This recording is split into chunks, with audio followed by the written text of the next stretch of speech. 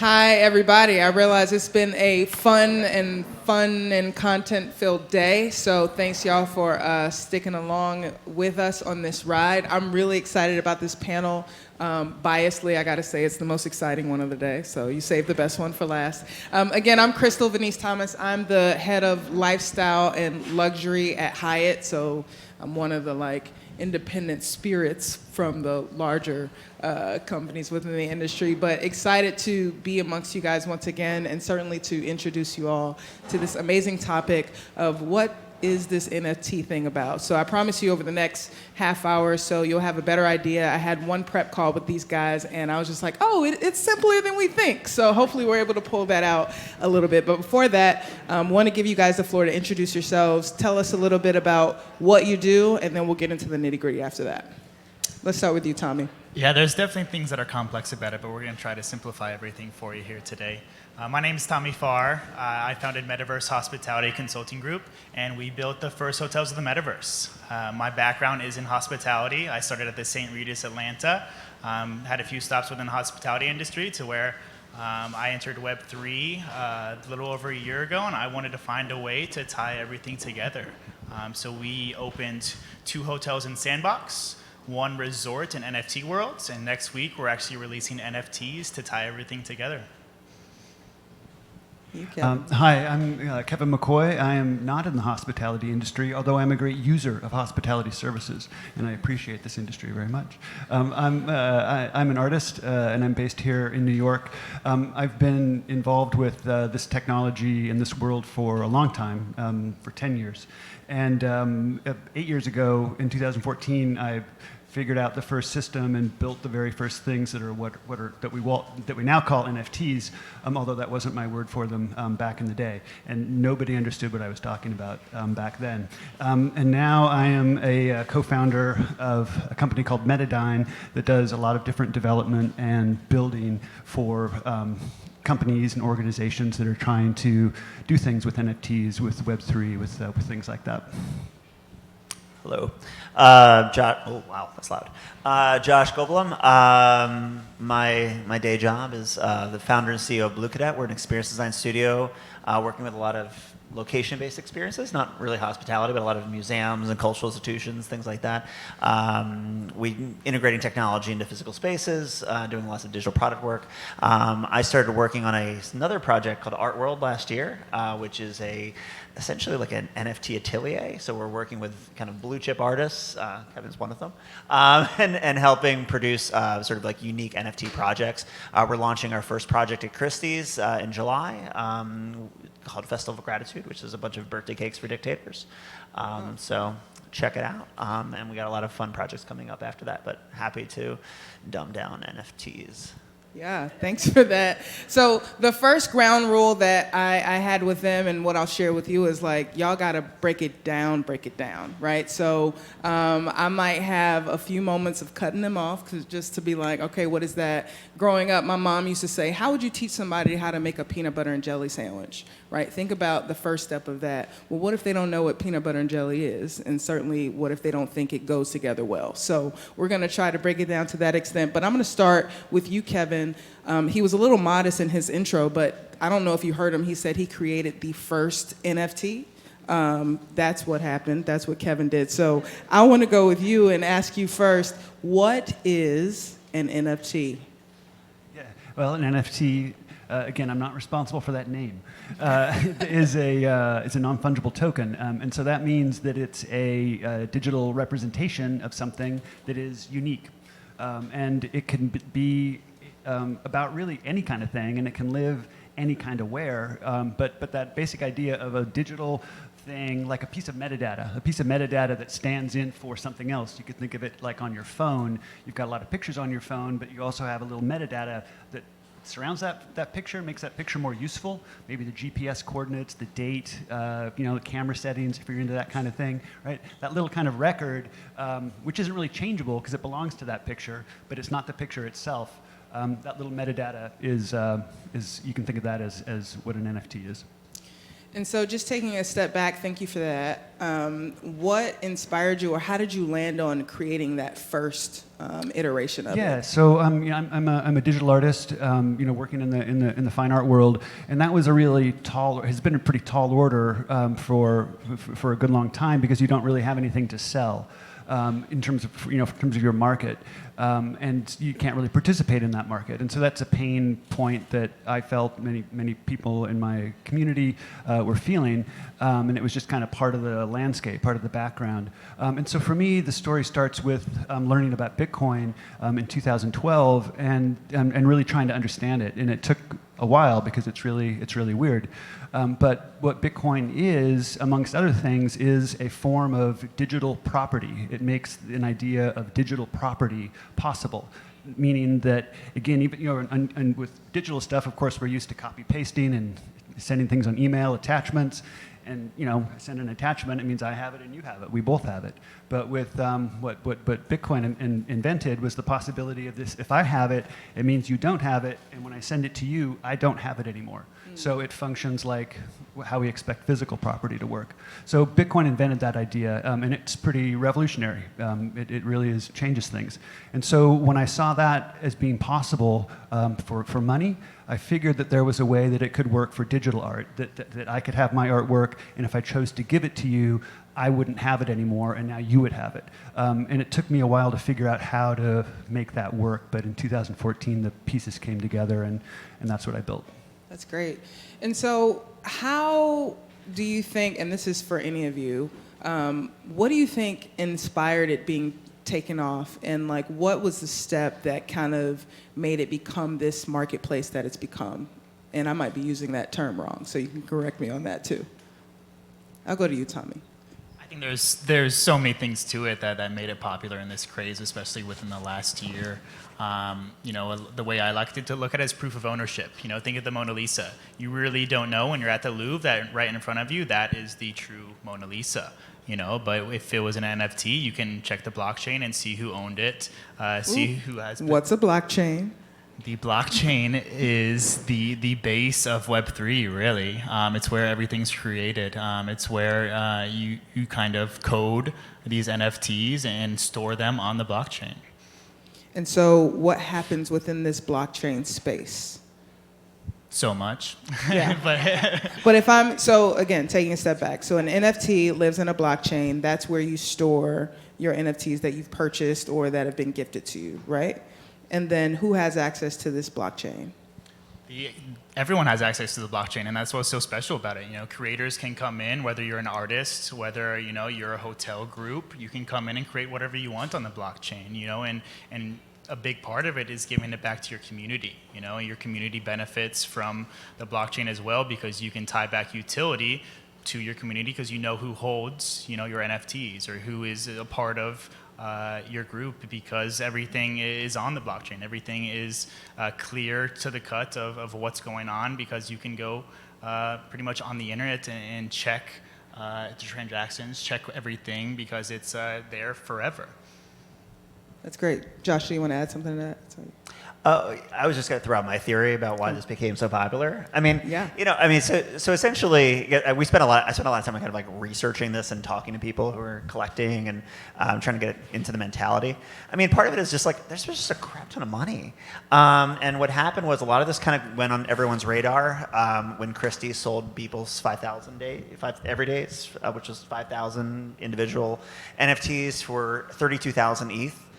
Which was like $69 million, which was like an extraordinary amount. So everyone's antennas went up, and they're like, oh my God, this is like crazy. But like if you look at it, like the person who bought it did not turn their $69 million into ETH that morning and buy it. They probably had it at a cost basis of $1. And the price of Ethereum at that point had gone from like basically $1 to like $3,200 at the time of that sale. And I think everyone was just like, holy crap, this is crazy. And then what was happening too is just there were like these like communities around NFTs that were where they just had like a lot of ETH that was worth a lot of money. And like what used Can I pause you Ethereum, for a second? ETH, yes. So basically, there's all these different blockchains. Where all the money's at and where all the big art sales are at, where like the CryptoPunks are, the Bored Apes, the Doodles, the Beeple stuff, it's all Ethereum. So Ethereum is the blockchain that all the action's at.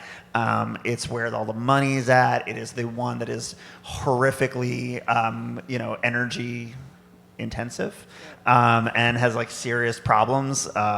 But they're also re-architecting it so that it'll solve some of those problems. But basically, a lot of this had to do with like the raising of the price of Ethereum, which has subsequently gone down to about 1,000 right now. I don't know if it'll go lower, but that's where a lot of people got interested in it. But then I think also when people started looking at it, they're like, oh, this is like digital scarcity is like kind of like a magical thing. It's a big thing, and it's like sort of like e-commerce, where it's like I kind of get the sense like early days of e-commerce, like this is going to just change the game, but like we don't always know. We don't quite know where it's going. Yeah, I want to get to the environmental piece in a second, but before we get there, let's talk about the advantages of having and owning an NFT for a different consumer. So, Kevin, from an artist point of view, when you create an NFT, what is the benefit to a consumer or a fellow artist or a fan? Like, what are the different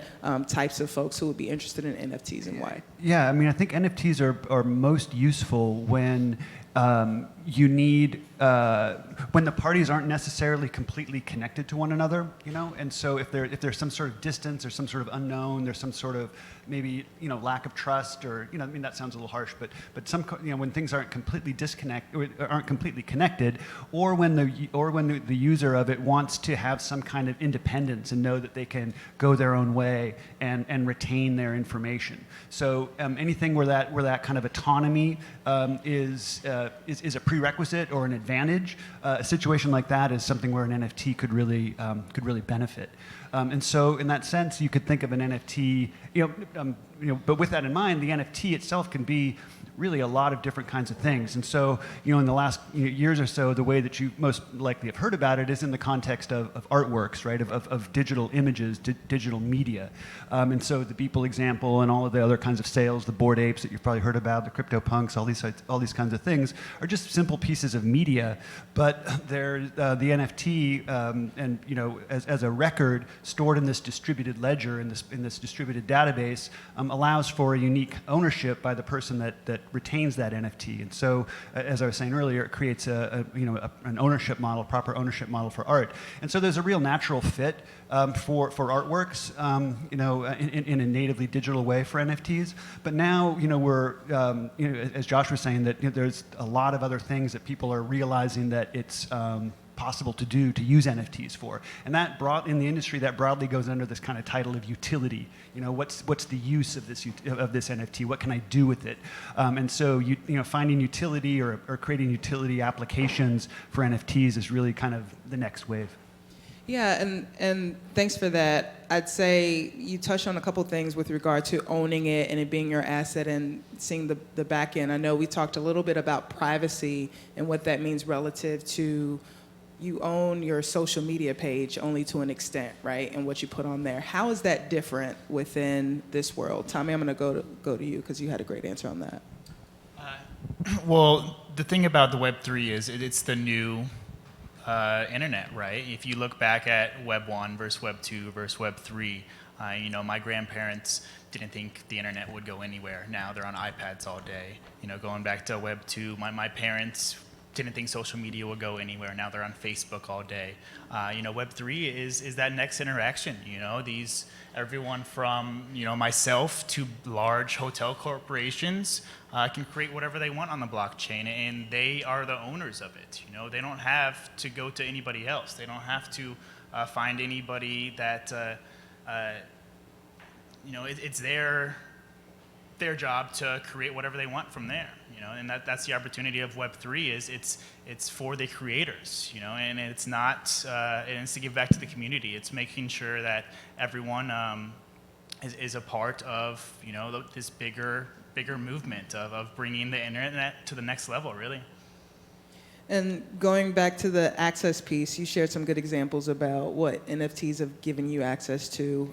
Kevin just touched on, as an artist, what that means for ownership. What does that mean as someone who buys an NFT simply because they're a fan and want access to other things? Yeah. So personally, I started collecting NFTs as a fan of the art. I liked it because it looked good in my wallet. As simple as that. I liked the artwork, and I wanted to be a collector.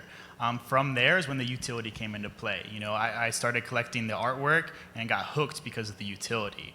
Everything from going to the Miami Heat playoff games because I own this one NFT. Bored Ape Yacht Club, for example, is just an exclusive club. Really the network opportunity, the opportunity to party with celebrities. There's so many opportunities to offer utility just because you own an NFT. And that's what got me hooked, really. That's what's getting a lot of people to come back to NFTs because they find what they're passionate about. For me, it was sports. I love sporting events, and I found NFTs that offer access to these sporting events. Someone else may love fashion, and they find a designer that releases an NFT, then they get access to their fashion show. There's so much things you can do as a creator that you can give back to your audience within NFTs. I love that, and bringing it back just to the world we live in, right, and how we can actually leverage these as part of our experiences. Josh, I want to go to you and give some examples, if you can, about you're in experience design, weaving that all together, right, like these NFTs and how we could start thinking about incorporating them within our everyday worlds, particularly within hospitality. But if you have examples too. No, I absolutely. And I think one of the things that's really interesting is that right now, NFTs have this connotation of being super, super expensive and also hard to produce. And also to produce an NFT on Ethereum, it costs all this gas, which is very, very expensive. But eventually it's going to be a utility. I kind of use the example of back in the day when you had your little camera with film, and if you wasted a photo, you're oh my god. And now my daughter just will sit there taking selfies of herself for a half hour, and I don't care. NFTs will be that cheap and that ubiquitous, and who gives a shit? It's gonna truly be like that, and in that way it's also gonna become very, very valuable just as a record of your experiences and what you do. As you kind of when I was in the early 90s, I saw Green Day open for Bad Religion. There's no record of that. I had a little ticket stub, but that kind of experience could be an NFT that's on the blockchain that shows this is my lived experience, and these are the experiences I have in the world and the things that I accumulate. And in some ways, that will be your digital identity. And if you're looking at a dating site, you're probably going to care about what's in someone's wallet and what experiences they had and what the blockchain says about them and that digital identity more than you are about what they say about themselves in a little blurb. So it's going to be there's going to be real. So for me as an experience designer, NFTs are the thing that make digital tangible, and it's magical thinking in the same way currency is magical thinking. But we're all going to buy into it, and it's going to change the way that we interact with the world. But how do you think that's happening, right? Because this is an interesting thing, right? Every wave of technology and web seems to start off as this niche, right, for this small group of, whether it's the elite, the super nerdy, the super fashionable in different industries. How do we know that this one is going to be the thing that's mainstream versus all the other ones that we've heard about and have been able to ignore? There's no guarantee, right? But that said, going back to the thing I said earlier, the invention that this distributed ledger technology enables of uniquely ownable digital property is a real thing, right? And that is now possible, and it was not really possible 10 years before, 15 years before Bitcoin arrived.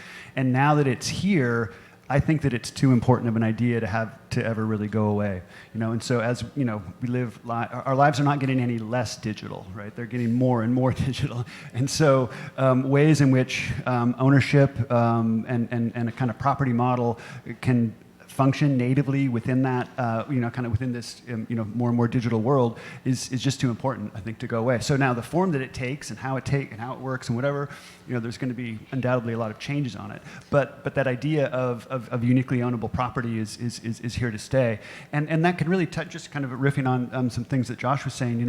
Anything that requires, or not requires, but benefits from some sort of proof.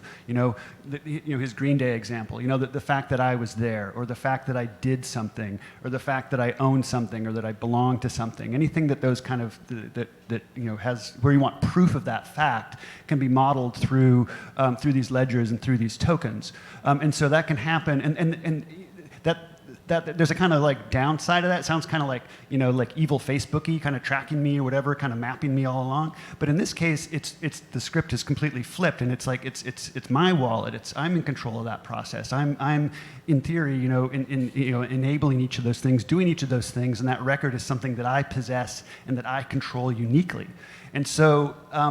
In the wake of the surveillance state of social media, people really understand that at a visceral level. People understand the idea of like, oh, I really want to own my data. It's like I don't mind, having all these kind of digital flags that show I did this and show I did that. I like that fact, but if I can do that in a way that I can uniquely control it still, well, that sounds really good. And so people are really, in different ways and at different speeds, are realizing that. And I think that that's part of the groundswell of the enthusiasm for this technology more broadly. That's so interesting. I want to stay there for a minute and almost rephrase so that I'm making sure I understand it better. So today, my way of showing that I went to this epic event. So yesterday, happy belated Juneteenth, everybody.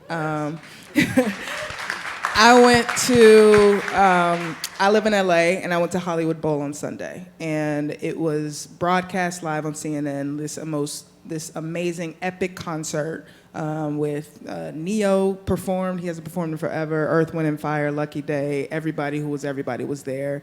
Thousands of people, the who's who of LA were all in Hollywood Bowl. My way of showing you I was there was, woo, to the gram, right? Stories, putting something on IG. You made Mark Zuckerberg $1. Or probably Fair. a fraction of a cent. Right. But yes. That's a different medium, right? But like, I'm also not thinking about as that fan, as that guest, and being part of this moment. Like, oh, I want to own this particular story that I just posted versus, I'm showcasing that I was here. It's a moment that's now saved in my phone, regardless of whether or not I shared or not on IG. And I'm just making this up, right? Just kind of thinking about that scenario. So like, imagine if those event organizers had a smart contract, and so a smart contract just is like, it means it's a simple piece of software. It's a little software program that you can access. If they had a smart contract where you, with your wallet, could connect to that, and they would send you back your stub, your concert ticket, right? So now you have that. And so they could offer that service, and that's something that you can just avail yourself of and create this digital memento that the fact that, oh yeah, I was there. And again, it's like, the smart contracts, the blockchain part, but going back to his, location-based event experience, that could be, kind of gated by that location and whatever. And it's a proof I was there. So the second piece of that is the connection and why we do it, right? We do part of that for the connection with community. And as part of that same example, I had people reply to my story saying, "You're here, I'm here too." And then we met up down on the terrace, right? So it sounds like, and correct me if I'm wrong, if I'm owning this content, it almost feels like I'll have it in my wallet. Who else can see it? Can anyone else see it? Or am I like isolated and happy that I had this moment and I'm reveling in it by myself? That's a great question. And today the answer to that is there's not those tools aren't there. Okay. But again, that speaks to the fact of, maybe in your life, everybody's all freaking out about this, excited about this. Everyone's starting stuff up because everyone sees these missing pieces and thinks, oh, we can build something for that. Yeah. So a lot of those pieces aren't there. It's a puzzle with more missing pieces than existing pieces. But people are seeing the result of that. People can intuit what that final puzzle is looking like, and they're building those, filling those pieces in. And I think at the same time, though, you can right now go into somebody's wallet and see what they like to collect, what they're interested in, what they're favoriting, what somebody, is using that utility for. And we can look back at, again, Web 2 versus Web 3. Right now, we're going and looking at somebody's Instagram profile to see what they're into. You know, the future is going into somebody's wallet and see what they collect. Like, again, what I said, what they favorite, to, you know, maybe personalize the event. You know, tying it back into hotels, you like to, you know, personalize your guest experience. You know, if you know somebody loves sports NFTs and they're down in Miami for the Miami Heat game, maybe have a little bit of something waiting in their room for them that, you know, shows their appreciation. You know, you can check everything within their wallet and personalize the experience from there.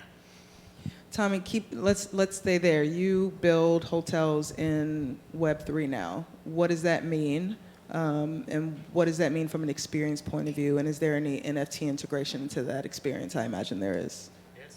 So what we're doing within our hotels in the metaverse is trying to mimic amenities within a hotel as close as possible, both real world and in the metaverse. So these NFTs, which we've touched on, is offering utility, you know, making sure you know your community.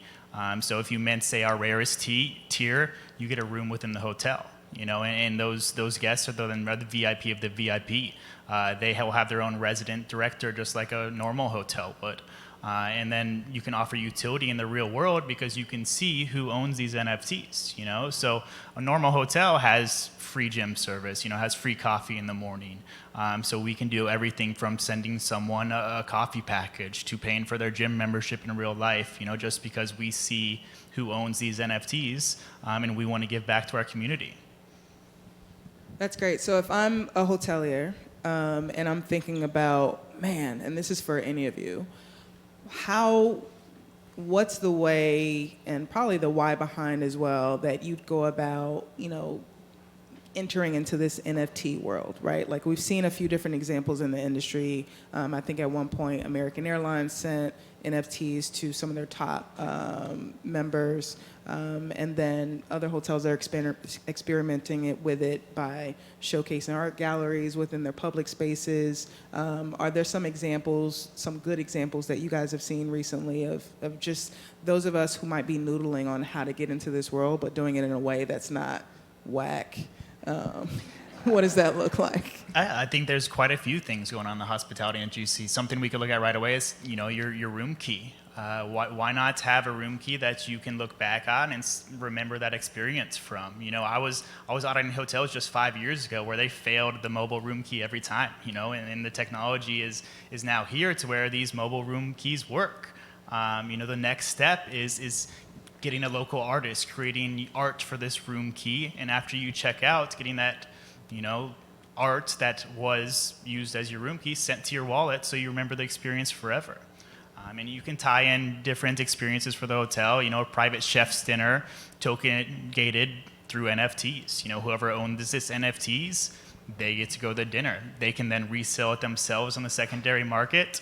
And there's lots of opportunities for, you know, people to make money with that as well.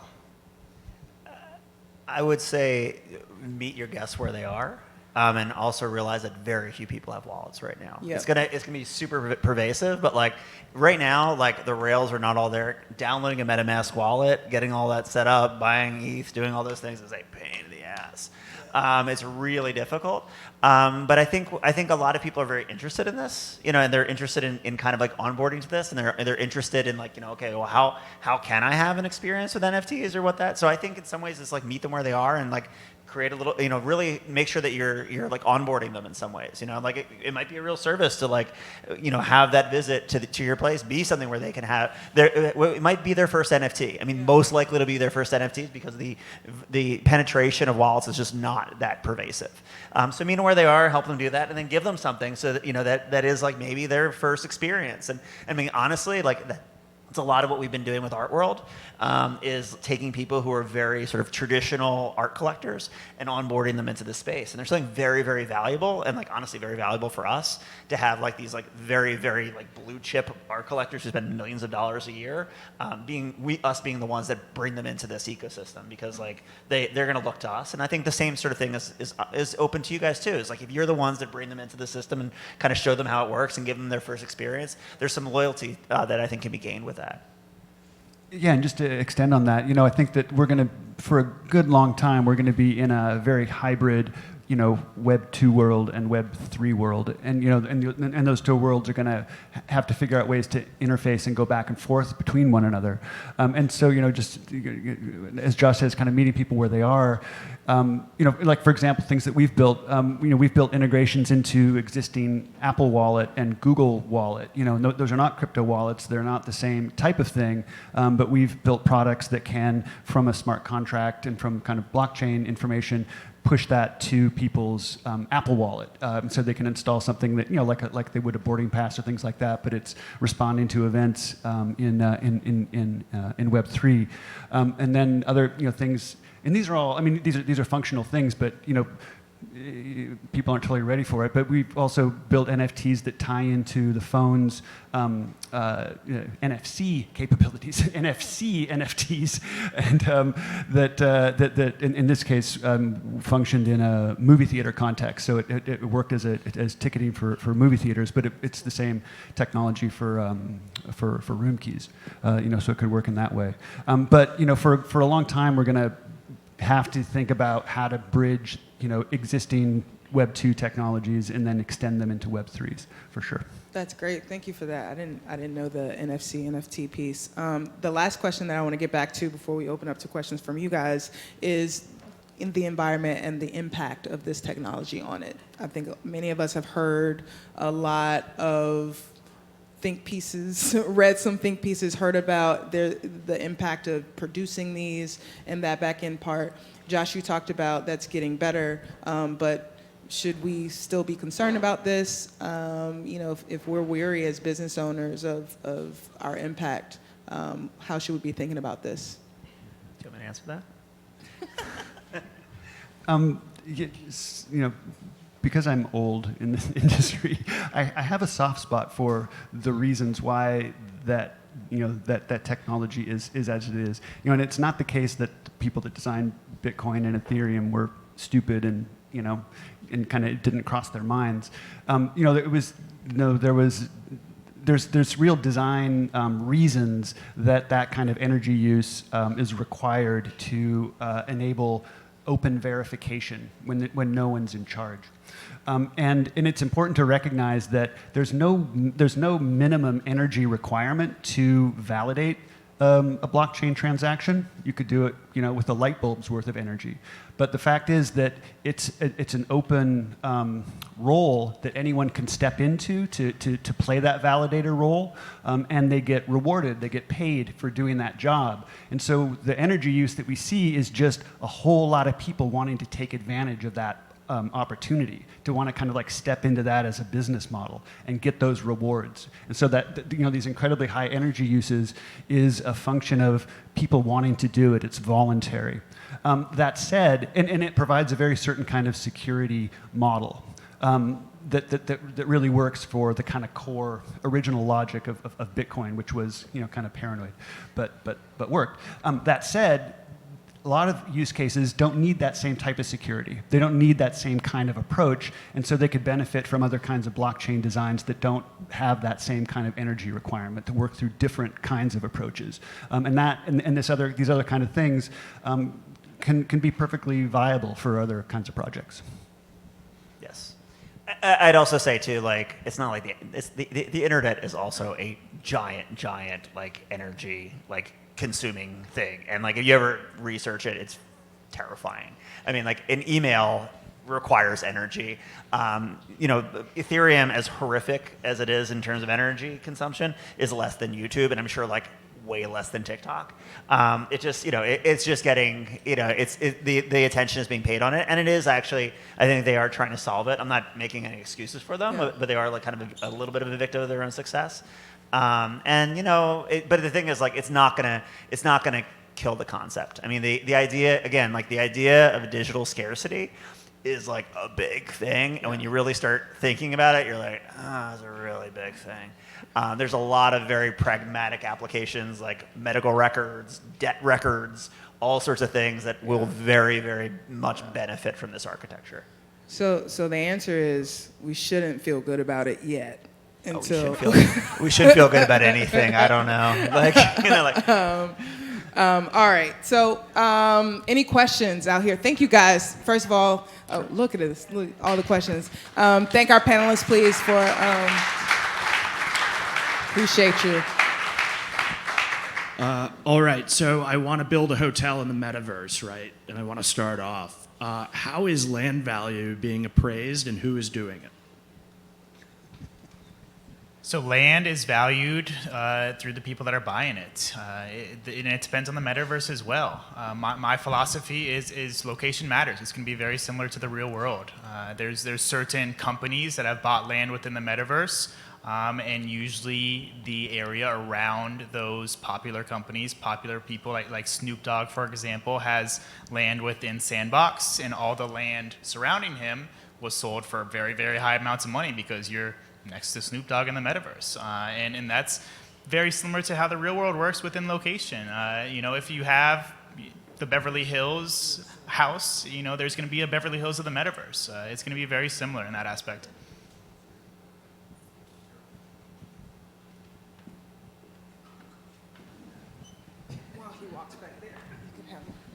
So first of all, thank you. This was enlightening for those of us who are new to this world.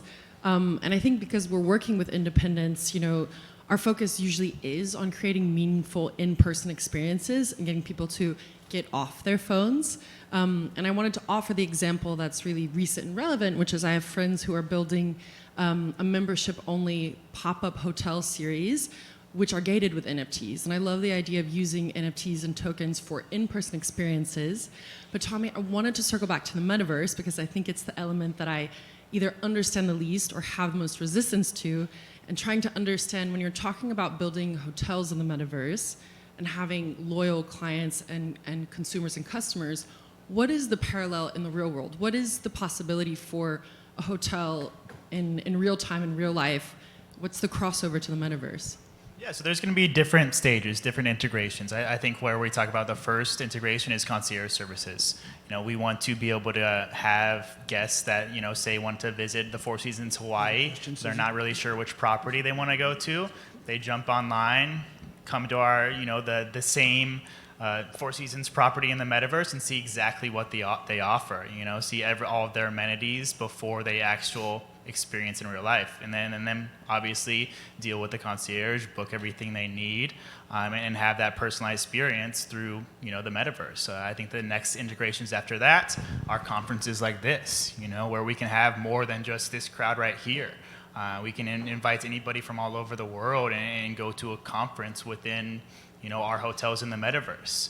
And then trying to tie in all amenities. You do need that real world touch as well. I think that not everything is going to go online, and we're not going to have anything that ties back to the real world. It's important. You need to have that interaction in the real world, and that's why we want to offer amenities at a hotel, such as spa giveaways. We can do that through knowing who owns our NFTs and putting them in a raffle. Simple as that, to tie in real world utility.